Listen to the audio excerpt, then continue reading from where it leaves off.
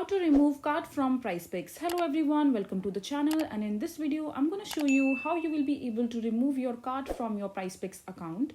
So make sure to follow this video till the very end.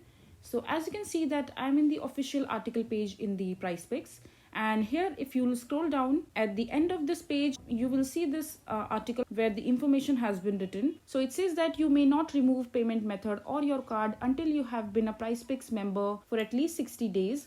And after 60 days, you can remove your payment method yourself using the app. Just log into your account and tap on the deposit button.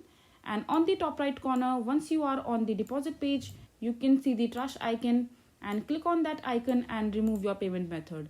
And if the trash icon isn't there, that means that you still need to wait for 60 days until that period gets over. You may also only request to remove payment method once in any calendar month. So this is basically how you will be able to remove your card from your PrizePicks account. I hope you find this video to be helpful. So that is it for this video. If you find this video to be helpful, make sure to hit that like button and don't forget to subscribe to our channel for more such informative videos, and I'll see you the next time.